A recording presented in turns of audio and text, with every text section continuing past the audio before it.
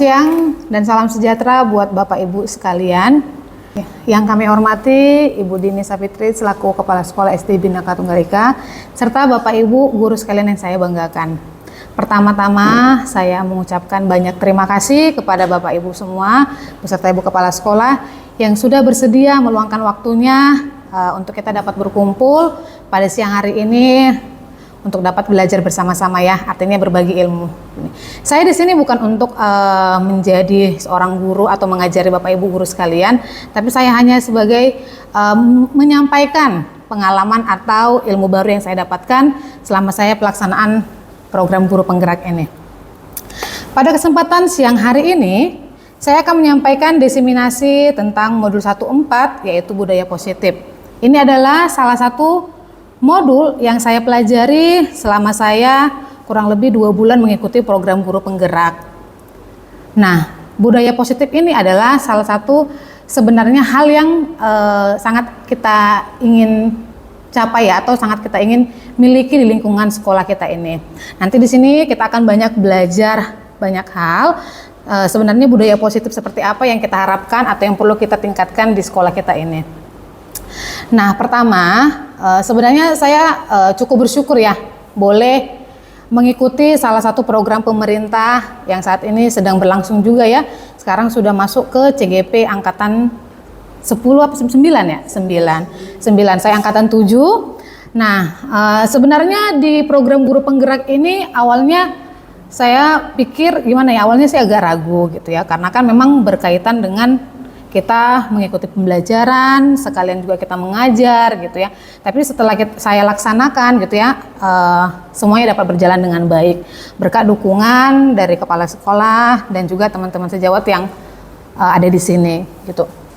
Nah, pengalaman saya selama saya mengikuti guru penggerak ini sebenarnya banyak hal baru ya, banyak hal baru nantinya yang akan kita dapatkan gitu. Mulai dari seperti apa sebenarnya pendidikan yang kita harapkan gitu. Kemudian bagaimana peran kita sebagai seorang pendidik di sekolah gitu. Kemudian bagaimana nilai apa yang harus kita miliki sebagai seorang pendidik gitu kan. Kemudian yang di sini juga bagaimana menciptakan budaya positif gitu. Saya secara pribadi awalnya mengikuti program ini merasa tertampar sendiri gitu ya, gitu kan Bapak Ibu ya. Karena selama ini saya merasa bahwa saya ini sebagai guru yang ya bisa dikatakan cukup melaksanakan apa yang baik gitu kan, tapi ternyata tidak. Saya masih banyak belajar gitu ya. Nah, pada kesempatan hari ini saya juga ingin gitu ya mengajak teman-teman yang lain gitu. Marilah gitu. Sini kan udah ada yang mendaftar ya, ada Miss Iko, ada Bu Esra, ada Miss Novi juga yang sudah mengikuti program guru penggerak ini. Buat Bapak Ibu guru yang lain boleh gitu. Marilah ikut juga gitu kan, karena sebenarnya banyak hal yang akan kita dapatkan nantinya yang bisa kita terapkan guna membuat sekolah kita semakin lebih baik lagi. Oke, terima kasih, itu aja untuk pembukaannya. Sekarang kita akan masuk ke diseminasi modul 1.4 budaya positif. Nah, sebelum saya menyampaikan isi diseminasi hari ini, saya punya pertanyaan pemantik untuk Bapak dan Ibu guru semua. Tapi ini cukup dijawab dalam hati saja ya. Setuju atau tidak setuju? Untuk yang pertama, apakah Bapak atau Ibu guru setuju bahwa hukuman dapat mendisiplinkan anak? Kemudian untuk pertanyaan yang kedua, pemberian hukuman dengan hal positif seperti membaca atau membersihkan halaman sekolah dapat meningkatkan disiplin anak? Atau Bapak Ibu setuju atau tidak setuju jika memberi penghargaan dapat meningkatkan motivasi belajar anak?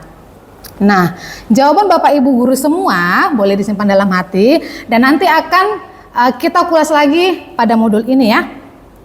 Nah, untuk topik diseminasi kita atau topik budaya positif kita yang akan kita bahas hari ini ada 6 ya Bapak Ibu ya. Yang pertama tentang disiplin positif dan nilai-nilai kebajikan universal. Kemudian teori motivasi, hukuman dan penghargaan, restitusi. Kemudian yang ketiga adalah keyakinan kelas. Yang keempat yaitu kebutuhan dasar manusia dan dunia berkualitas. Yang kelima restitusi, 5 posisi kontrol. Yang keenam restitusi juga yaitu segitiga restitusi. Nah, yang pertama kita akan bahas yaitu disiplin positif dan nilai-nilai kebajikan universal. Di sini Bapak Ibu sekalian bisa melihat ya berupa bagan. Ini adalah bagian keseluruhan yang berisi tentang 6 topik tadi ya Bapak Ibu ya. Menurut teori kontrol atau teori pilihan Dr. William Glasser gitu ya. Jadi di sini semua bagan ini ke-6 topik yang akan kita bahas tadi itu ternyata saling berkaitan. Nah, ini ya dirampungkan seperti ini. Kemudian saya akan lanjutkan untuk penjelasannya. Nah, kita masuk ke apakah makna disiplin. Biasanya kalau misalnya kan kita mengenal kata disiplin itu masuk ke peraturan ya, gitu Bapak Ibu ya. Nah, kemudian kita juga menganggap bahwa selama ini mungkin disiplin itu bahasa Indonesia gitu kan. Ternyata tidak Bapak Ibu. Nah, disiplin ini merupakan berasal dari bahasa Latin, Yunani ya, yaitu disiplina yang artinya belajar. Gitu. Nah, kemudian disiplin ini juga kita diharapkan gitu ya, membuat orang menggali potensinya menuju sebuah tujuan atau apa yang dihargai. Nah, yang seperti tadi saya bilang, biasanya kan kita mengatakan kalau udah ada kata disiplin itu berkaitan dengan peraturan gitu. Nah, seperti di budaya kita gitu, makna kata disiplin telah berubah menjadi sesuatu yang dilakukan seseorang pada orang lain untuk mendapatkan kepatuhan. Kecenderungan umum adalah menghubungkan kata disiplin dengan ketidaknyamanan, bukan dengan apa yang kita hargai atau pencapaian suatu tujuan mulia. Di sini bisa saya ambil kayak sebuah penjelasan gitu ya, bahwa sebenarnya disiplin ini diharapkan adalah memunculkan adanya motivasi intrinsik Bapak Ibu ya, bukan yang kita biasanya kan kalau dikatakan disiplin sebuah peraturan, di mana peraturan itu kan pasti ada sanksi gitu ya, di mana ada peraturan ada sanksi gitu, hingga akhirnya peraturan yang kita buat itu untuk dipatuhin anak itu karena ada sanksi yang mereka takuti begitu. Nah, sedangkan di sini bahwa dikatakan disiplin itu artinya belajar menimbulkan motivasi intrinsik pada diri seseorang gitu ya, yang akhirnya membuat kita itu sadar untuk melakukan hal itu tanpa adanya motivasi eksternal dari orang lain gitu. Nah, sebenarnya budaya positif ini juga kita pelajari nggak hanya cukup atau nggak hanya bermanfaat gitu ya untuk lingkungan sekolah aja, enggak. Tapi ini juga boleh kita terapkan dalam lingkungan kita berkeluarga, bermasyarakat gitu kan. Ini juga bisa kita terapkan ya Bapak Ibu ya. Oke, baik, saya lanjut. Nah, nih, nilai-nilai kebajikan universal. Nilai-nilai kebajikan universal ini sebenarnya nggak asing juga buat kita Bapak Ibu. Mungkin kan yang udah mengikuti kurikulum Merdeka gitu ya, sudah belajar yang namanya profil pelajar Pancasila, ya gitu kan. Ada 6 ya, ada 6 nilai profil pelajar Pancasila. Itu juga yang merupakan nilai-nilai kebajikan universal yang nantinya akan boleh kita terapkan di sekolah kita ini sehingga akhirnya terbentuklah budaya positif itu ya, di mana nilai-nilainya yaitu beriman, bertakwa kepada Tuhan Yang Maha Esa dan berakhlak mulia, kemudian mandiri, bernalar kritis, berkebinekaan global, bergotong royong serta kreatif. Oke, kita masuk yang kedua ya Bapak Ibu ya, yaitu di mana teori motivasi, hukuman dan penghargaan serta restitusi. Nah, kalau untuk teori motivasi perilaku manusia ini diambil dari menurut Diane Gossen dalam bukunya yaitu Restoring School Discipline, di mana menurut Diane Gossen ini ada 2 jenis motivasi ya, yaitu yang pertama motivasi eksternal, yaitu yang tadi saya sudah sampaikan bahwa adanya peraturan itu dilaksanakan karena adanya motivasi eksternal, yaitu pertama untuk menghindari ketidaknyamanan atau tidak maunya ada hukuman gitu. Kemudian motivasi eksternal kedua yaitu untuk mendapatkan imbalan dari orang lain atau institusi gitu. Secara tidak langsung kan secara saya pribadi juga ya Bapak Ibu ya, hal ini pernah saya lakukan gitu ya. Artinya kita ya nggak hanya saya juga, mungkin Bapak Ibu guru juga sudah menerapkan gitu ya, bahwa kalau misalkan anak melakukan kesalahan kita pasti langsung judge dia, kasih hukuman gitu kan, kasih hukuman gitu. Kemudian selain hukuman itu kita juga pernah kan, maksudnya saya pribadi sharing juga ya, saya juga pernah melakukan yaitu memberikan imbalan atau berupa memberikan sebuah hadiah gitu kan. Saya pernah terapkan juga di kelas saya gitu kan, ketika pelaksanaan PH gitu. Jadi kalau misalkan anak itu mendapatkan nilai bagus semua gitu ya, ulangannya saya akan memberikan hadiah sebuah pulpen gitu. Ternyata setelah saya belajar ini kemarin, saya tuh merasa ternyata salah gitu. Jadi pemberian hadiah juga Bapak Ibu tidak selamanya baik ya, tidak selamanya baik untuk meningkatkan motivasi kepada anak itu gitu. Nah, sedangkan yang kita harapkan adalah motivasi internal itu, yang motivasi yang tertimbul dari diri sendiri. Itulah tujuan disiplin positif, yaitu di mana kalau memang sudah ada motivasi internal dalam diri anak itu atau dalam diri kita sendiri, artinya kita akan lebih menghargai diri kita sendiri. Artinya kita melakukan sesuatu hal itu adalah memang untuk diri kita, bukan karena orang lain gitu, bukan karena imbalan dari orang lain, bukan karena pujian dari orang lain dan lain sebagainya. Itu ya Bapak Ibu ya. Baik, nah nih mungkin kalau saya paparkan begini gak asing ya, pasti semua kenal ya. Ini adalah Bapak pendidikan kita, yaitu Bapak Ki Hajar Dewantara gitu kan. Menurut Bapak Ki Hajar Dewantara mengatakan, merdeka itu artinya tidak hanya terlepas dari perintah, akan tetapi juga cakap untuk membuat memerintah diri sendiri. Nah, membuat memerintah diri sendiri itulah namanya dikatakan motivasi intrinsik gitu ya Bapak Ibu ya. Nah, di sini saya juga mau berbagi nih pengalaman bahwa Bapak Ki Hajar Dewantara ya Bapak Ibu ya mengatakan bahwa pendidikan itu sebenarnya kita harus dapat menghamba pada anak gitu ya. Nah, itu di modul 1.1 saya pelajari ketika saya mengikuti program guru penggerak ini. Awalnya saya mendengar ketika mengatakan menghamba pada anak, mungkin dalam mindset kita, hah, masa iya sih aku harus menghamba pada anak gitu kan? Artinya kayak berlutut atau harus patuh gitu ya. Nah, ternyata tidak. Maksud menghamba pada anak ini adalah kita memberikan pendidikan yang dapat menuntun gitu ya Bapak Ibu ya, menuntun, membimbing anak-anak tersebut mencapai kodratnya gitu. Kita sebenarnya secara tidak langsung kan kadang memaksakan kehendak kita ya, maksudnya keinginan kita yang menurut kita baik gitu kan, akan baik untuk anak kita itu, ternyata tidak gitu kan. Nah, di sini kita belajar bahwa kita harus dapat menjadi pendidik yang dapat menghamba pada anak, yaitu dapat menuntun, membimbing anak kita mencapai kodratnya gitu, mencapai, karena kan setiap anak atau setiap orang itu pada dasarnya unik ya Bapak Ibu ya, memiliki kelebihan, memiliki kekurangan masing-masing. Nah, dari sini kita belajar gitu kan, bagaimana kita cara menghargai perbedaan yang ada pada anak itu. Kemudian kita juga dapat menuntun mereka gitu. Kadang kan ada anak ini mungkin yang satu dia itu cakap di pengetahuan matematika gitu kan, tapi ada juga mungkin ada satu anak yang cakap dia di bagian kesenian begitu kan, artinya bakat yang lain, mungkin bernyanyi, menggambar gitu kan. Tapi kita kan terkadang kan sebagai guru itu hanya fokus pada satu gitu ya. Fokus pada satu, misalnya pengetahuannya gitu. Udahlah pokoknya kalau pengetahuannya nilainya bagus semua di atas KKM, anaknya pintar gitu. Padahal kita nggak melihat gitu ya Bapak Ibu ya, yang ada pada anak yang lain gitu. Nggak selamanya yang harus kita banggakan itu adalah di bidang pengetahuannya saja, tapi kita juga harus lebih menghargai gitu ya, bagaimana apakah ada minat mereka yang tersembunyi gitu, apakah ada bakat mereka yang perlu diasah kembali gitu ya. Itu juga merupakan salah satu hal yang harus kita tuntun anak untuk mencapainya gitu ya Bapak Ibu ya. Oke, baik, saya lanjutkan. Nah, nih di sini juga Bapak Ibu boleh melihat ya, dikatakan dihukum oleh penghargaan. Seperti yang tadi saya katakan, bahwa sebenarnya pemberian penghargaan itu untuk jangka panjang itu tidak baik gitu ya. Namun pemberian hadiah atau penghargaan bisa nggak sih gitu? Sebenarnya bisa. Namun cuman hanya pada posisinya saja gitu kan, yang biasanya kalau misalnya kita mengadakan lomba ya, kayak lomba 17-an itu kan benar ada sebuah pertandingan yang mengharuskan anak ada mendapatkan kalah dan menangnya gitu ya kan. Kalau yang udah menang wajib dapatkan reward gitu.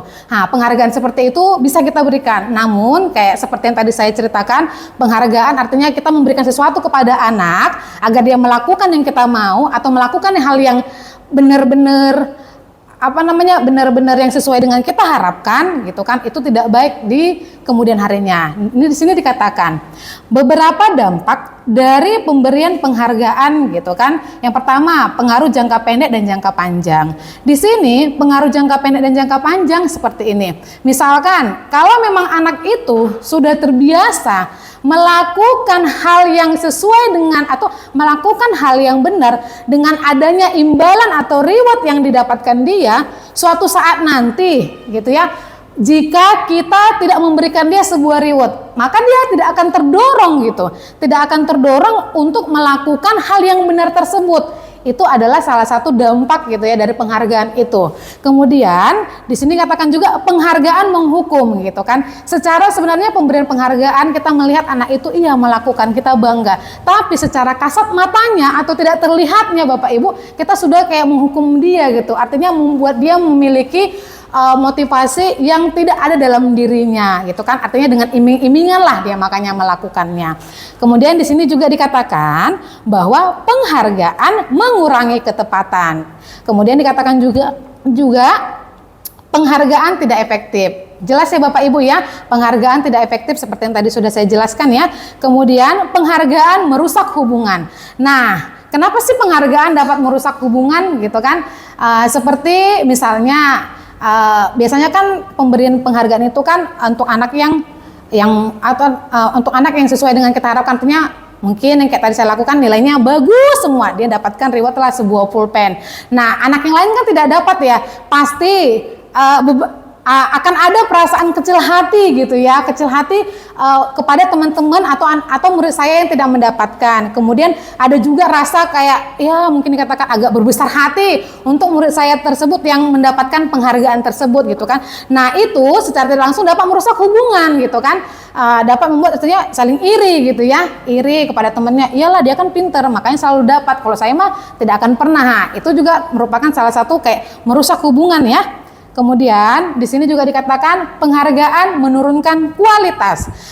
Penghargaan menurunkan kualitas di sini artinya bahwa karena adanya penghargaan yang dari kita sehingga anak melakukannya, tapi mungkin sehingga anak yang misalnya gini, anak-anak yang pintar dia merasa bahwa dia tuh pintar. Kemudian ada merasa satu anak ini saya nggak akan bisa lah, saya nggak akan mampu lah, pasti si A terus nanti yang berhasil gitu. Nah, karena dia sudah termindset gitu kan, sudah terdorong, sudah tersiram dengan pikiran-pikiran negatif yang tadi gitu, sehingga akhirnya dia tidak mau berusaha, sehingga akhirnya kualitas yang ada sebenarnya pada dirinya tidak tercapai atau tidak dilakukannya gitu ya. Kemudian di sini juga dikatakan penghargaan mematikan kreativitas, yang sama seperti tadi saya katakan ya Bapak Ibu ya. Nah, di sini adalah yang terakhir penghargaan mengurangi motivasi intrinsik. Sudah jelas ya Bapak Ibu ya, karena adanya penghargaan tersebutlah dia makanya terdorong melakukan hal yang kita inginkan atau hal-hal yang baik ya. Nah, coba nih saya mau minta pendapat Bapak Ibu guru sekalian ya. Nah, kalau ini memang harus dijawab ya Bapak Ibu ya, tidak dalam hati lagi ya. Nah, menurut Bapak Ibu sekalian, mencatat 100 kali di dalam buku kalimat saya tidak akan terlambat lagi karena terlambat saya ke sekolah itu merupakan hukuman atau konsekuensi? Silakan dijawab Bapak Ibu. Hukuman, iya, oke, bebas ya, mau hukuman atau konsekuensi, jawab aja, nanti kita akan lihat jawaban yang benarnya Bapak Ibu ya. Kemudian, lari mengelilingi lapangan basket 2 kali, karena terlambat hadir ke sekolah merupakan hukuman atau konsekuensi? Hukuman. Murid diminta untuk push up 15 kali karena tidak menggunakan masker ke sekolah? Hukuman. Mengganti kertas tugas teman yang telah dicoret-coret? Konsekuensi. Membersihkan tumpahan air di meja tulis karena tersenggol pada saat belajar? Konsekuensi. Murid disuruh untuk mengenakan sepatu seharian di sekolah karena tidak mengenakan sepatu hitam? Oke, ada yang jawab konsekuensi, ada hukuman ya, nggak apa-apa Bapak Ibu. Kemudian lari mengelilingi lapangan basket 2 kali karena terlambat 10 menit untuk pelajaran PJOK? Hukuman. Oke, kita lihat jawabannya Bapak Ibu ya. Nah, ini adalah jawabannya. Benar, yang pertama adalah hukuman. Kemudian yang kedua adalah hukuman. Yang ketiga adalah hukuman. Yang keempat konsekuensi. Kelima konsekuensi. Keenam hukuman. Yang ketujuh adalah konsekuensi. Tadi ada nggak yang jawab nomor terakhir itu konsekuensi Bapak Ibu? Enggak ya? Nah, oke. Nah, di sini saya cuma menjelaskan kalau dari paparan yang ini, apakah bedanya hukuman dengan konsekuensi Bapak Ibu? Apa sih bedanya hukuman atau konsekuensi itu? Kalau hukuman itu biasanya bersifatnya hukuman fisik ya, artinya menyakiti anak ya, gitu kan. Nah, sedangkan konsekuensi ini ya bisa dikatakan bahwa hal yang dilakukan tidak melukai fisiknya atau tidak menyakiti fisiknya ya Bapak Ibu ya.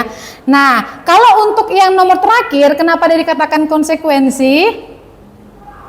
Ada nggak yang bisa Bapak Ibu? Kenapa yang nomor 7 itu dia mengelilingi lapangan basket kok? Gitu kan? Karena terlambat 10 menit untuk pelajaran PJOK. Kenapa dia dikatakan konsekuensi? Iya, benar Bu Lili, terima kasih. Nah, karena itu adalah suatu pelajaran olahraga ya Bapak Ibu ya.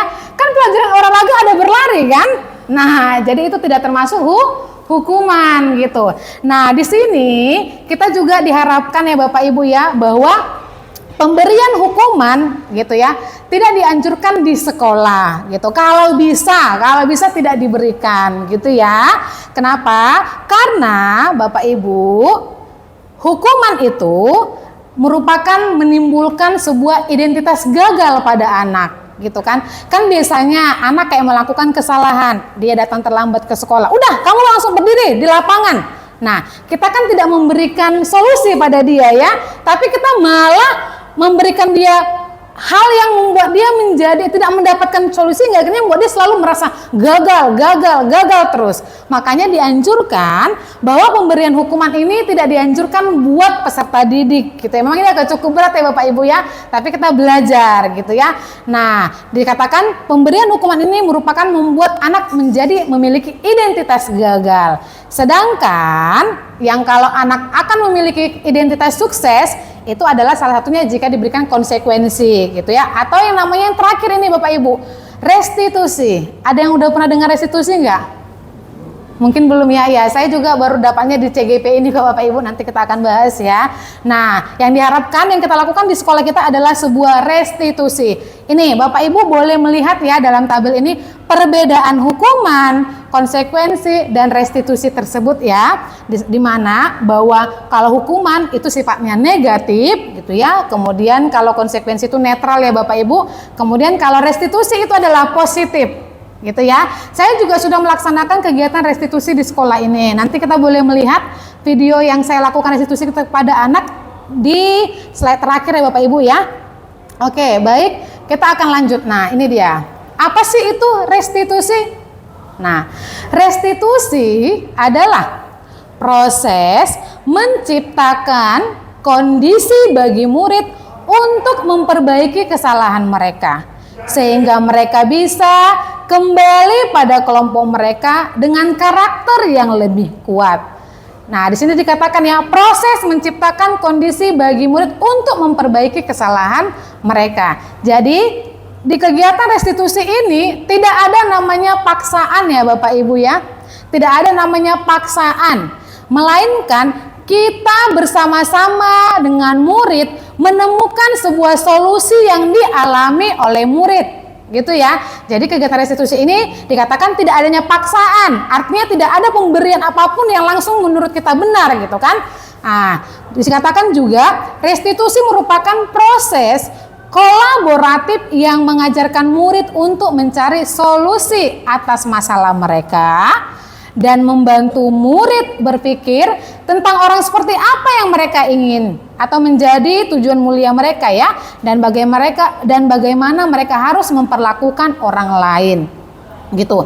Nah, dari kegiatan restitusi ini diharapkan anak dapat menemukan sendiri solusi yang dibuatnya. Kalau mereka bisa menemukan sendiri solusi dari masalah yang dibuatnya, mungkin mereka akan lebih gitu ya, lebih cepat untuk melakukannya dengan senang hati gitu ya. Artinya bisa berubah lah. Seharusnya kemarin dia melakukan kesalahan ini, kita sudah melakukan restitusi kepada dia, diharapkan di kemudian hari dia tidak akan melakukannya. Gitu ya Bapak Ibu ya.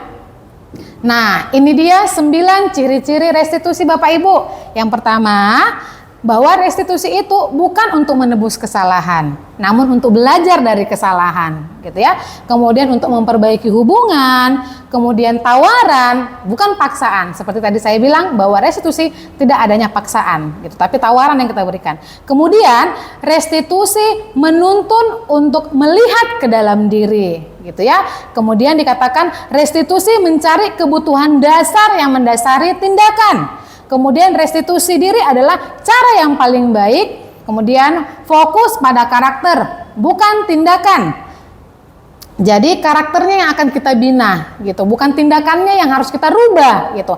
Karena ketika karakter yang ada pada anak sudah dapat berubah, otomatis ya Bapak Ibu ya, tindakan yang ada pada anak juga akan ikut berubah. Dikatakan juga restitusi fokus pada solusi, bukan masalah ya. Jadi kita fokus mencari solusinya, bukan fokus pada masalah yang dibuat oleh anak. Kemudian restitusi mengembalikan murid yang berbuat salah pada kelompoknya gitu ya. Nah, di sini Bapak Ibu, ini adalah keyakinan kelas. Ini adalah materi yang menurut saya cukup bagus sekali juga ya. Kalau Bapak Ibu guru yang lain boleh menerapkannya di kelasnya masing-masing. Ada namanya keyakinan kelas. Apa sih keyakinan kelas? Nih dikatakan, mengapa tidak peraturan saja? Mengapa harus keyakinan kelas gitu kan? Nah, yang tadi saya sudah katakan di pembukaan bahwa biasanya kan kalau peraturan itu kan mengandung kata-kata negatif juga ya. Dilarang membuang sampah, gitu kan? Ada kata dilarang. Itu kan sebuah kata yang agak negatif ya, gitu. Sedangkan kalau membuang sampah pada tempatnya untuk kalimat positifnya itu buang sampah pada tempatnya gitu kan, itu adalah salah satu merupakan keyakinan kelas gitu. Kenapa harus keyakinan kelas gitu ya Bapak Ibu ya? Keyakinan kelas ini adalah sebuah keyakinan yang telah disepakati oleh seluruh warga atau ya seluruh warga kelas gitu. Jadi adanya aturan yang akan berlaku di kelas kita itu bukan hanya semata-mata keputusan saya sendiri sebagai seorang guru gitu kan. Jadi keyakinan ini timbulnya dari pendapat masing-masing anak gitu Bapak Ibu. Jadi kita memang harus mengajak anak gitu ya. Kira-kira hal apa sih yang mereka inginkan di dalam kelas? Seperti apa sih lingkungan kelas yang mereka harapkan selama proses belajar mengajar gitu ya Bapak Ibu ya. Nah, jika kita sudah mengajak anak gitu ya untuk bersepakat gitu, kegiatan apa atau peraturan apa yang harus dilakukan di kelas kita ini, maka kalau mereka yang sudah memberikan gitu ya, mereka sudah mengungkapkan pendapatnya, kemudian kita ajak anak-anak untuk bersepakat gitu, meyakini kelas mana yang harus kita laksanakan selama pembelajaran, maka itu juga akan bisa mendorong anak tersebut gitu. Karena kan mereka yang udah meyakini sendiri, mereka yang udah mengungkapkan pendapatnya gitu ya Bapak Ibu ya. Hingga akhirnya saat mereka melakukan kesalahan, mereka akan mengingat, oh iya gitu kan, keyakinan kelas ini ternyata saya sudah langgar gitu. Oh tidak, berarti saya harus memperbaikinya karena saya sendiri yang sudah meyakini, saya sendiri yang sudah menyepakati aturan apa yang harus berlaku di kelas ini gitu Bapak Ibu. Makanya dikatakan mengapa harus keyakinan kelas, kira-kira seperti itu ya Bapak Ibu ya. Keyakinan kelas ini saya juga sudah terapkan di kelas saya gitu ya. Saya sudah mengajak anak untuk mensepakati gitu ya, atau untuk memberikan pendapatnya. Kira-kira hal apa yang mereka inginkan, kegiatan seperti apa, atau lingkungan sekolah seperti apa yang mereka harapkan selama belajar. Anak-anak di situ saya lihat sangat antusias ya, mengatakan tidak boleh saling membuli, gitu kan, berbahasa yang sopan, begitu-gitulah jawaban anak-anak ya, bermacam-macam gitu.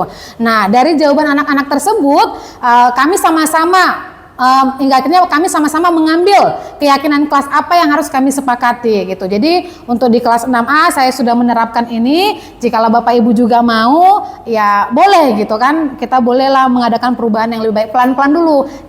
Nggak harus langsung ke lingkungan sekolah yang harus kita terapkan ya, tapi dimulai dari di kelas kita dulu sendiri gitu ya Bapak Ibu ya. Nah, dimana kalau memang sudah ada keyakinan, seseorang itu akan lebih tergerak dan semangat untuk menjalankan keyakinannya daripada hanya sekedar mengikuti serangkaian peraturan tertulis tanpa makna. Itu ya. Kalau biasanya kan ada peraturan, anak kan nggak diajak untuk bersepakat kan, ya itu tadi yang dibilang, mereka nggak melakukannya karena adanya motivasi intrinsik, tetapi karena adanya motivasi eksternal yang tadi tuh nggak mau mendapatkan hukuman gitu kan, atau mau mendapatkan pujian dari Bapak Ibu guru atau yang lainnya. Nah, kita lanjut. Nah, inilah dia Bapak Ibu. Tadi kan bawa dari lingkar besarnya, kita mulai dulu dari lingkar kecilnya dulu tuh Bapak Ibu. Dikatakan kan ada tuh yang warna pink, warna purple ya, nggak salah ya. Tuh. Ini peraturan kelas gitu ya. Nah, dari peraturan kelas tadi kita rubahlah dia menjadi sebuah keyakinan kelas. Nah, kalau sudah kita laksanakan keyakinan kelas, kemudian anak-anak juga sudah bisa melakukannya, maka lama-kelamaan akan dikatakan muncullah namanya lingkungan positif. Lingkungan positif ini kan adalah lingkungan yang benar-benar mengarah ke hal-hal yang baik ya Bapak Ibu ya, sesuai dengan nilai-nilai kebajikan yang tadi ya, profil pelajar Pancasila tadi yang 6 itu ya. Nah, kalau sudah ada lingkungan positif ini adalah masih di lingkungan kelas Bapak Ibu, itu kan masih lingkar kecil. Nah, kalau memang sudah dalam kelas, sudah terbiasa dia, maka hendaknya kalau dia pun ke lingkungan sekolah akan terlaksana juga. Jadilah dia namanya budaya positif, gitu ya Bapak Ibu ya. Baik, saya lanjut. Nah, ini dia contohnya Bapak Ibu, yang mana merupakan keyakinan kelas, yang mana kesepakatan kelas. Ini yang hijau ini ya. Sebenarnya yang hijau ini namanya keyakinan kelas ya Bapak Ibu ya, tuh. Nah, keyakinan kelasnya itu kayak kata-katanya itu adalah yang sifatnya positif, datang tepat waktu, mengucapkan salam, menjaga kebersihan sekolah, berdoa sebelum dan sesudah kegiatan, aktif dalam pembelajaran, tertib. Contoh kesepakatan kelasnya yang di sebelahnya Bapak Ibu, kami guru dan murid yang saling menyayangi, kami murid yang semangat belajar, kami murid yang peduli dengan teman-teman. Ini adalah contoh ya, contoh kesepakatan kelas atau keyakinan kelas. Namun kalau untuk di kelas saya sendiri gitu ya Bapak Ibu ya, nih ini adalah contoh keyakinan kelas yang sudah kami sepakati bersama anak-anak kelas 6A. Berikan kamu sebuah notes yang akan kamu isi tentang keyakinan kelas apa yang kamu harapkan di sekolah kita atau di lingkungan kelas kita ya. Nanti setelah kamu menuliskan apa yang kamu inginkan atau keyakinan kelas apa yang kamu harapkan, kamu akan tempel di papan tulis ini. Jadi kita semua akan saling membaca apa keyakinan kelas diri kamu dan teman-teman. Nanti kita akan adakan kesimpulan. Kita akan rampungkan, kita akan simpulkan keyakinan kelas apa yang mau kita wujudkan. Oke anak-anak? Nih dibagi masing-masing satu ya.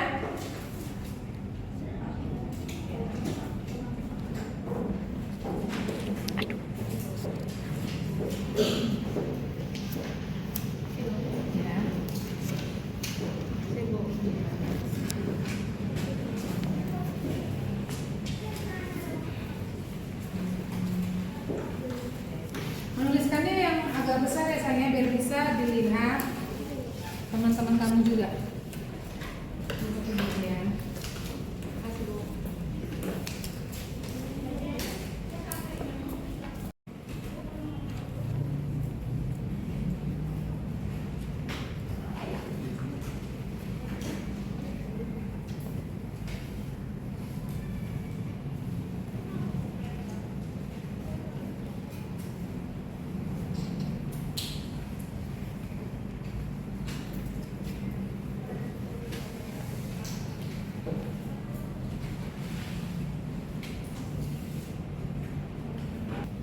Oke, yang sudah boleh tempel di papan tulis biar kita sama-sama membacanya. Nah,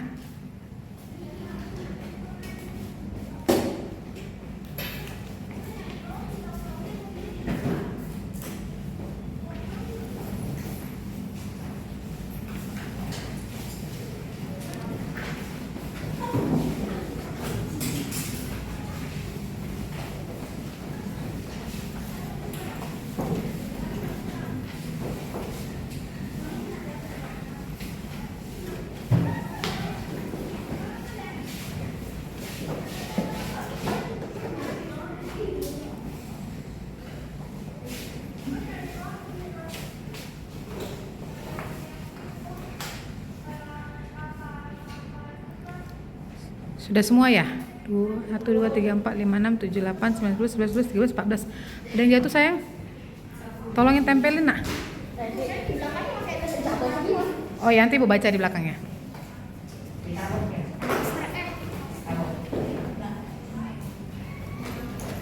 Sudah semua ya?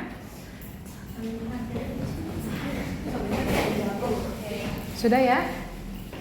Oke ya, terima kasih anak-anak sudah menuliskan keyakinan kelas yang kamu mau.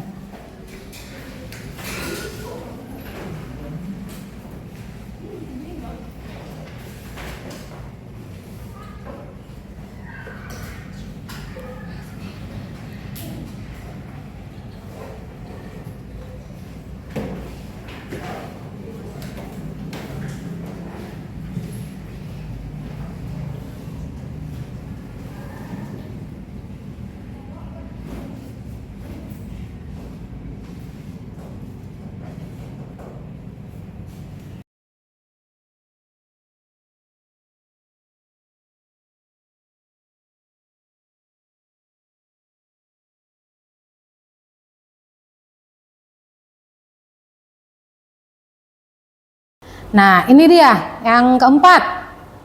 Kebutuhan dasar manusia dan dunia berkualitas. Nah, ini adalah 5 kebutuhan dasar sebenarnya yang harus kita miliki Bapak Ibu. Dimulai dari bertahan hidup, kemudian ada kesenangan, kemudian ada kasih sayang dan rasa diterima, kemudian ada penguasaan, kemudian ada kebebasan. Nah, saya juga belajar dari modul ini dikatakan bahwa kalau memang ada seorang anak mungkin yang sedang melakukan kesalahan gitu ya, kita harus teliti, maksudnya kita itu jangan langsung menjudge dia, ih udah kamu nakal gitu kan, kamu nakal. Nah, kita diajarkan bagaimana kelola lagi, lihat apakah kelima kebutuhan dasar pada anak ini sudah terpenuhi kah? Kalau memang ada, pada dasarnya kalau memang ada satu kebutuhan dasar manusia yang tidak terpenuhi, maka akan menimbulkan dia melakukan hal-hal jadi negatif gitu.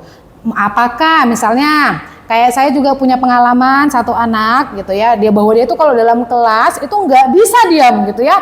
Hingga akhirnya saya tanya gitu, kenapa sih kamu kalau di kelas itu nggak bisa duduk diam? Saya katakan begitu. Sedangkan ibu tanya ke orang tua kamu, kalau kamu di rumah itu diam gitu kan, artinya nggak suka kesana kemari, apa aja dipegang, apa aja diambil gitu kan. Dia mengatakan, saya nggak punya teman Bu, di rumah saya sendiri gitu, orang tua saya sibuk. Nah, berarti kebutuhan dasar apa yang tidak terpenuhi pada anak itu? Mungkin kesenangan gitu kan, karena anak ini juga butuh kesenangan di rumah, mungkin ditemani bermain, diajak ngobrol gitu ya, hingga akhirnya dia nggak dapat itu di rumah. Maka sampai dia di sekolah ketemu dengan teman-teman yang ramai, hingga akhirnya hal yang dia tidak dapatkan di rumah dia akan limbaskanlah di sekolah, hingga akhirnya menimbulkan kegiatan yang membuat dia jadi negatif. Nah itu, jadi kita sebagai guru juga harus belajar gitu ya, mencari atau memahami kebutuhan dasar manusia apa sebenarnya ada pada anak itu, sehingga akhirnya dia melakukan sebuah tindakan yang tidak sesuai dengan keyakinan atau peraturan yang sudah dilakukan gitu ya. Memang berat enggak mencari misalnya 15 anak nih, saya 15 anak, ya memang iya, cuman ya memang harus kita lakukan lah ya Bapak Ibu ya, belajar dan terus belajar ya. Kita juga sebagai pendidik ya enggak selamanya langsung dikatakan langsung bisa sempurna, tapi tetap selalu belajar setiap harinya ya Bapak Ibu ya. Oke, itu adalah kebutuhan dasar manusia. Kita lanjut, ini dia ya Bapak Ibu, posisi kontrol gitu. Ada 5 posisi kontrol. Coba Bapak Ibu boleh melihat nih, kira-kira selama ini kita ada di posisi kontrol yang mana? Apakah sebagai penghukum? Apakah pembuat orang merasa bersalah? Apakah seorang teman, pemantau, atau manajer? Seorang teman ya, kalau Bu Lili seorang teman. Kalau yang lain? Ayo, ini ada 5 posisi kontrol kita sebagai seorang guru. Kira-kira kita ada di posisi mana? Penghukum, pembuat orang merasa bersalah, teman, pemantau, atau manajer? Oke, boleh jawab dalam hati ya Bapak Ibu ya. Nah iya, awalnya ketika saya juga belajar ini, saya ngerasa wow gitu ya. Ternyata saya juga pernah menjadi seorang penghukum. Ternyata saya juga pernah membuat orang merasa bersalah. Ternyata saya juga pernah menjadi seorang teman, pemantau, tapi saya belum pernah menjadi seorang manajer. Ya, saya belum pernah menjadi seorang manajer dalam posisi kontrol ini. Di sini bisa dikatakan ya, kita lihat di penghukum ya Bapak Ibu ya, menghardik, menunjuk-nunjuk, menyakiti, menyindir. Pernah ya, secara tidak langsung kalau kita sudah terlampau batas emosinya, tidak terkontrol lagi, pasti langsung menyindir anak. Dasar ya, kamu anak nakal, nggak bisa dibilangin gitu kan. Kata-kata yang menyakiti anak, itu adalah penghukum. Kemudian kalau untuk orang pembuat merasa bersalah, berceramah dan mengatakan seharusnya kamu nggak terlambat. Ibu kecewa nih sama kamu. Padahal kamu itu kan anak yang pintar, tapi kamu datangnya terlambat. Nah itu juga membuat orang jadi merasa bersalah gitu. Sedangkan teman biasanya kan membuatkan alasan-alasannya untuk muridnya. Ayolah, lakukan demi ibu, gitu kan. Masa kamu nggak mau sih? Ingat nggak, ibu pernah bantu kamu hal ini loh. Ibu pernah tolong kamu hal ini loh. Kamu tolong ibu sekarang lah. Nah, itu juga merupakan posisi sebagai teman, gitu ya. Kemudian di sini dikatakan pemantau, menghitung atau mengukur. Apa peraturannya, gitu kan? Artinya kita langsung menjadi dia. Misalnya anak terlambat, apa peraturannya di sekolah kita? gitu. Boleh datang terlambat nggak? Gitu. Itu adalah pemantau. Nah, sedangkan yang sangat diharapkan gitu ya, kita sebagai seorang pendidik harus bisa menjadi ada di posisi kontrol seorang manajer. Saya juga saat ini lagi belajar ya Bapak Ibu ya. Nah, kalau di manajer ini kita mengajukan pertanyaan-pertanyaan seperti ini. Apa yang kita yakini? Yang kayak tadi saya katakan, apa yang kita yakini? Karena kan sebelumnya dia sudah meyakini sebuah keyakinan kelas. Jadi kita kita tidak fokus pada permasalahan yang dia lakukan, tetapi kita pada fokus untuk membentuk karakternya, gitu kan?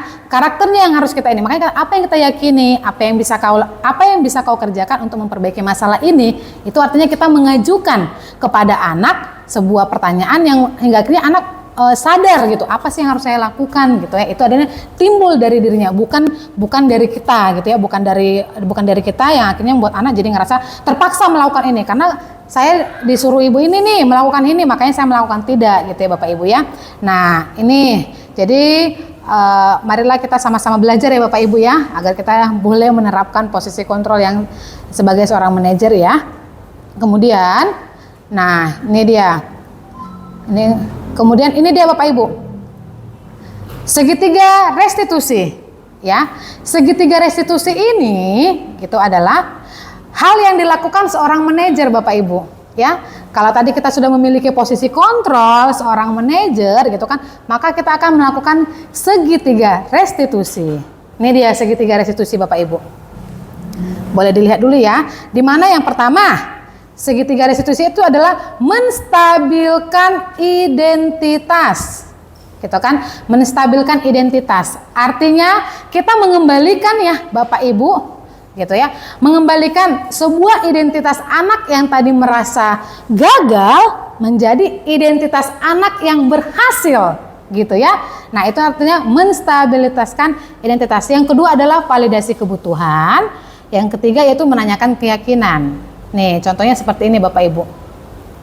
Menstabilkan identitas, contohnya untuk membuat anak yang merasa gagal. Tadi kan saya katakan gagal karena berbuat salah menjadi positif terhadap dirinya. Contohnya, misalkan anak melakukan kesalahan, kita dapat mengatakan berbuat salah itu hal yang manusiawi, gitu kan. Kemudian bisa kata-kata tidak ada manusia yang sempurna, Bapak Ibu juga pernah berbuat salah, atau kita pasti bisa menyelesaikan permasalahan ini. Bapak Ibu tidak tertarik untuk mencari tahu siapa yang benar, siapa yang salah. Bapak Ibu lebih tertarik untuk menyelesaikan masalah, gitu kan. Terus dikatakan juga nih, kalau divalidasi kebutuhannya, ini divalidasi ini adalah membantu murid mengenali basic need atau kebutuhan dasar yang ingin dipenuhinya ketika melakukan kesalahan itu. Sama yang tadi sebelum dikatakan bahwa ada 5 kebutuhan dasar. Jadi ketika anak melakukan kesalahan itu, kita cari tahu mengapa dia melakukan itu.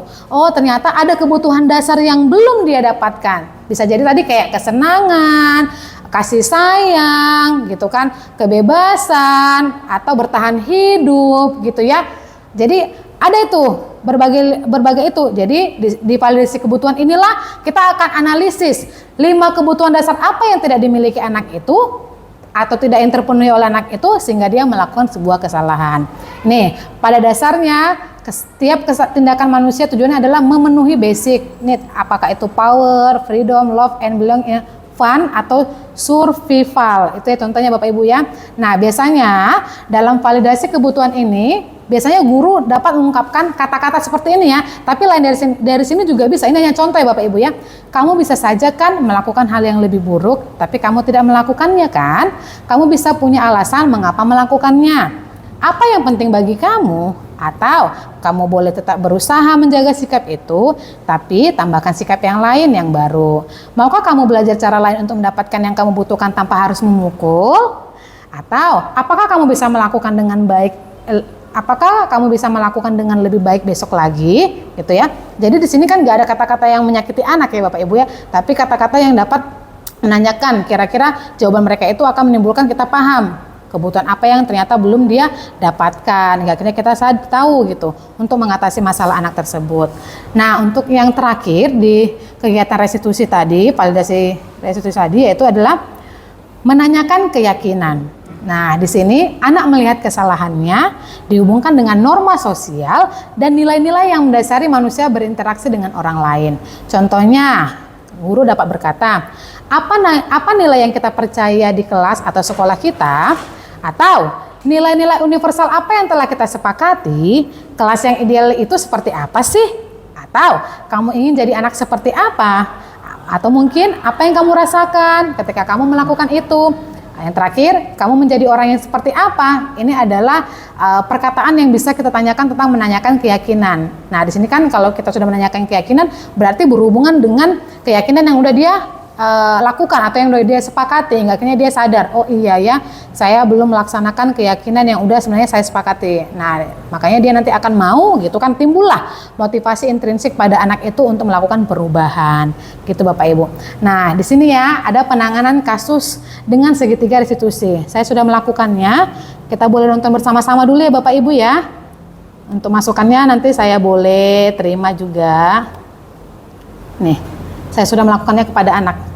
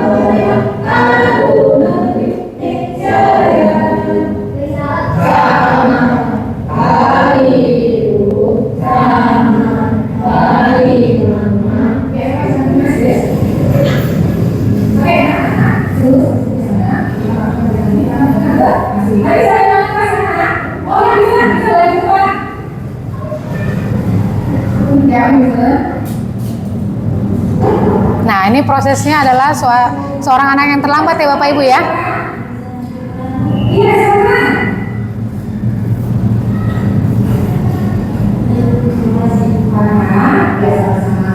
Nanti saat kembali selesai, ya sekarang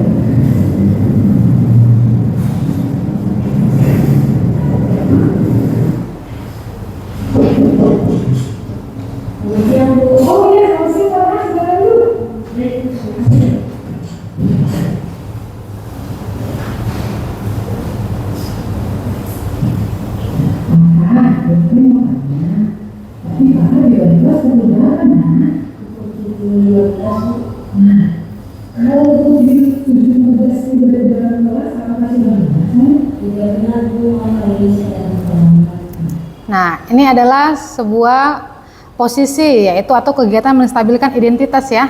Jadi kita tidak langsung menanyakan atau fokus pada permasalahan anak tersebut gitu.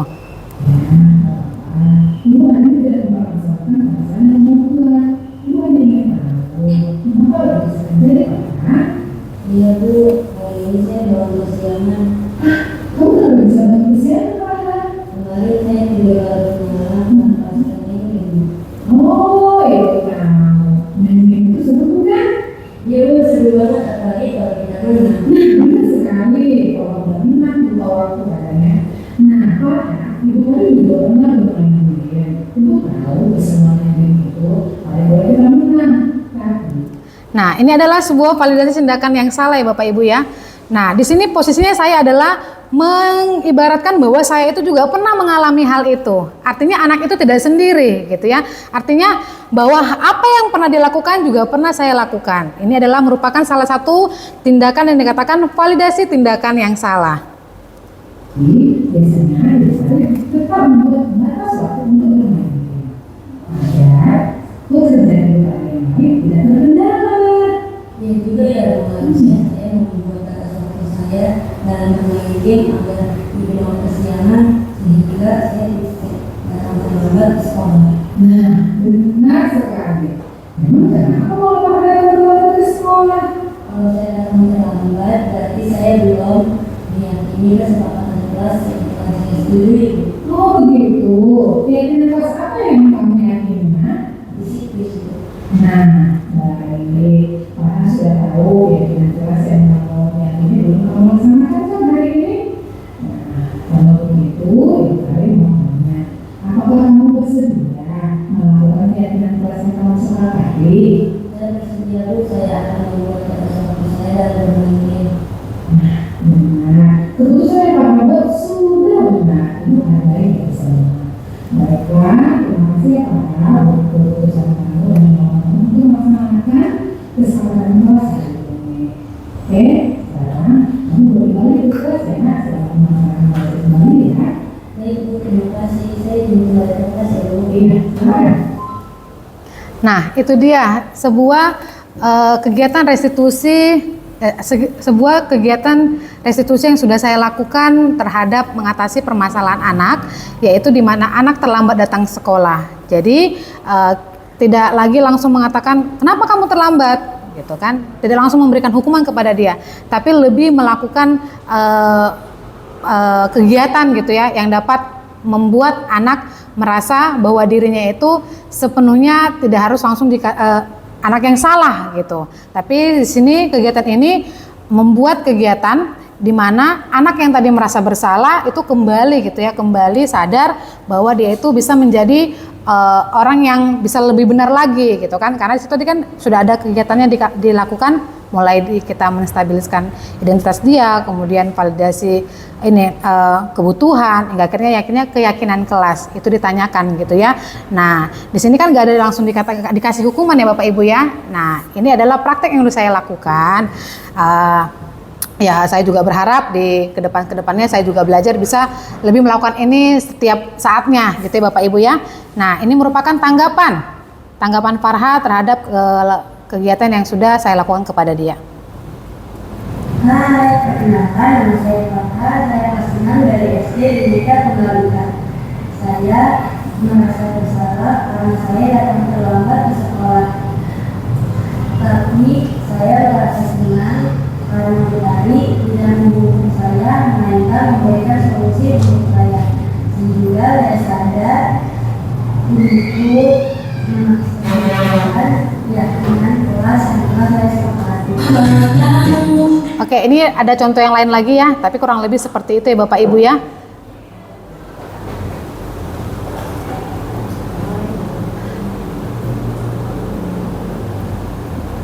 Nah, ini tindakan Chelsea ya. Tetapi saya senang kan? Mungkin kita lihat tanggapannya aja ya Bapak Ibu ya. Halo, perkenalkan nama saya Chelsea dari kelas 6 sekolah SD Negeri Kota. Hari ini saya akan mengakui kesalahan saya, yaitu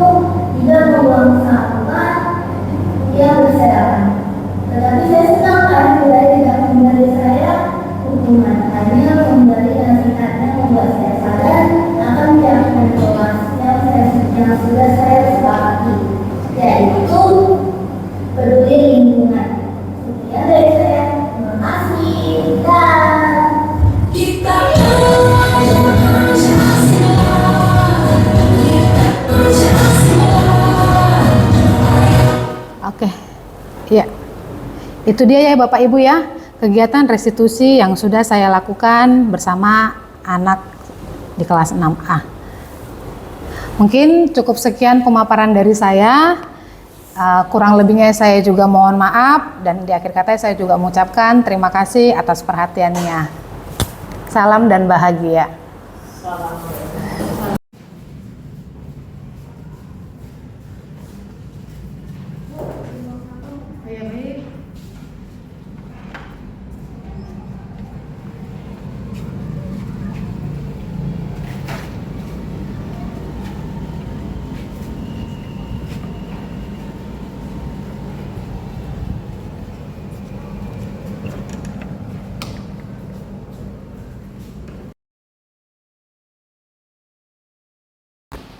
Saya selaku Kepala Sekolah Bhinneka Tunggal Ika memberikan apresiasi kepada Ibu Tari yang tadi telah memaparkan tentang budaya positif, yaitu salah satunya untuk tidak menghukum anak, untuk selalu menjadikan anak itu sebagai partner, bukan sebagai antara guru dan murid. Semoga dengan adanya program guru penggerak ini, kita semua sebagai pendidik terus maju, terus meningkatkan skill dan pengetahuan kita sehingga dapat diterapkan kepada peserta didik. Dengan demikian maka kegiatan belajar mengajar akan terus maju dan terus berkembang sesuai ke arah positif yang kita harapkan bersama. Sekian dari saya, terima kasih. Ya, selamat siang untuk para teman-teman semua dan guru-guru. Khususnya hari ini Ibu Tari sudah menyampaikan tugasnya sebagai guru penggerak pada angkatan ke-7. Sangat bagus dan termotivasi buat kita sebagai guru-guru, khususnya memang sebagai pendidik. Kita harus memberikan dampak yang positif terhadap anak-anak dalam hal pembelajaran yang sudah disampaikan Ibu Tari sebagai guru di Bhinneka Tunggal Ika sudah cukup dan bahkan baik, sangat baik menyampaikannya, dan saya secara pribadi juga termotivasi agar dapat melaksanakan yang disampaikan, terutama dalam hal pembelajaran. Kita tidak boleh memaksakan ataupun kita tidak boleh melibatkan lagi dalam hukuman, baik secara fisik maupun dalam hal apapun itu. Kita harus memang benar-benar sebagai pendidik ini mampu untuk menyesuaikan, mengajarkan kepada anak, khususnya yang kita harus menerapkan dalam pendidikan ini yang sudah dipelopori oleh Bapak Ki Hajar Dewantara. Pada hari ini juga kami sebagai guru berterima kasih kepada Bu Tari yang sudah menyampaikan paparan dari modul tentang pembelajarannya hari ini. Biarlah semuanya nanti yang disampaikan kami akan melaksanakan di sekolah ini. Terima kasih, inilah yang bisa saya sampaikan lewat tugas Ibu Tari. Semoga buat kami semuanya bermanfaat. Terima kasih.